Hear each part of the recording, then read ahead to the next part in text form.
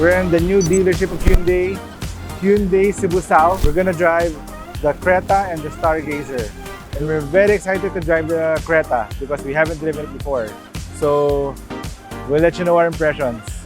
Tara na!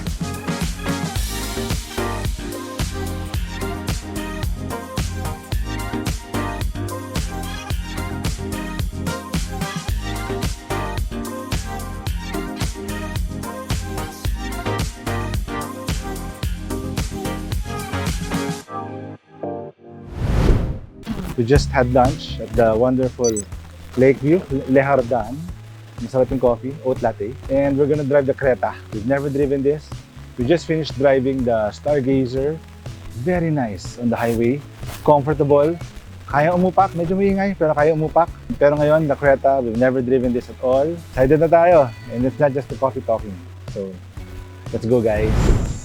Okay, so we joined this Hyundai drive in Cebu to find out if the Creta is a comfortable vehicle for road trips. We're on the Cebu Trans Central Highway. It's rainy, the roads are wet, visibility is not that good. But surprisingly, we're not worried kasi the Creta is surprisingly good.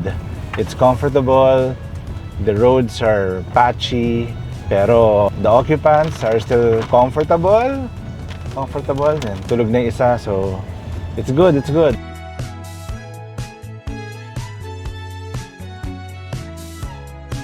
Power, same engine as the Stargazer, 1.5 liter. It's a lighter body. Ahon, medyo rinig mo yung effort, but it will still give you the power, and that's what is important. I like the power. The brakes are very good. Talagang good response, good feedback. Yung the bite of the calipers, you can almost feel it. I didn't have a lot of expectations going to this. I mean, looks, I'm not that sold. I think it's growing on me though. But gauges are a little gadgety and too gimmicky for me. The digital gauges showing RPM and speed. I really like the ride. Ang ganda ng brakes.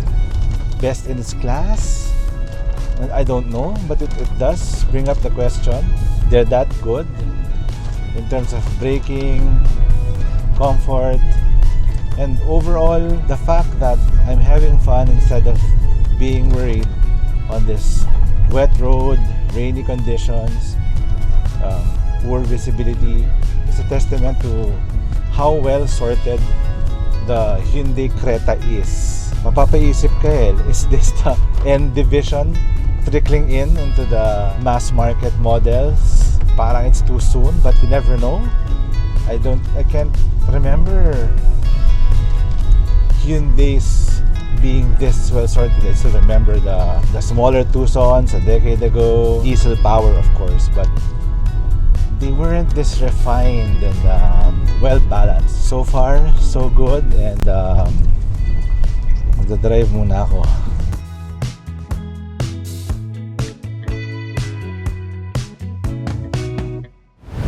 So, nasa Il Corso rest stop tayo, CR break, and we're going to another exciting part, the CCLEX, and I believe we're gonna shoot on the bridge itself. It's the last stop before we rest at the hotel tonight. Tignan natin what the CCLEX is really like. First time ko, and I really wanna see it.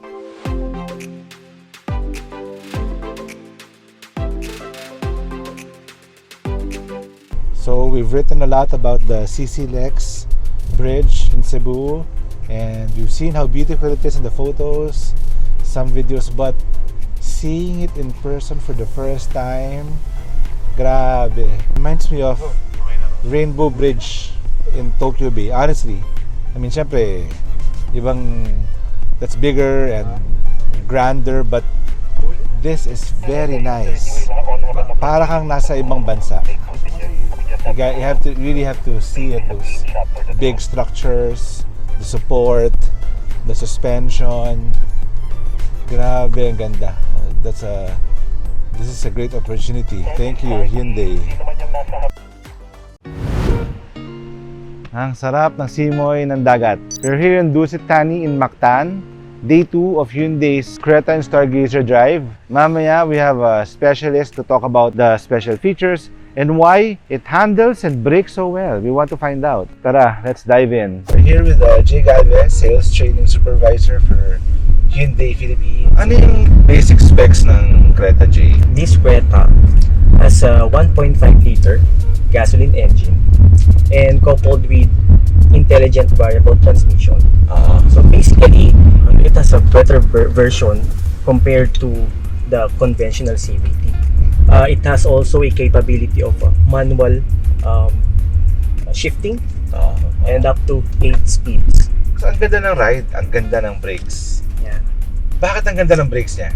It has braking performance talaga na maganda because meron siyang 4 na ventilated discs.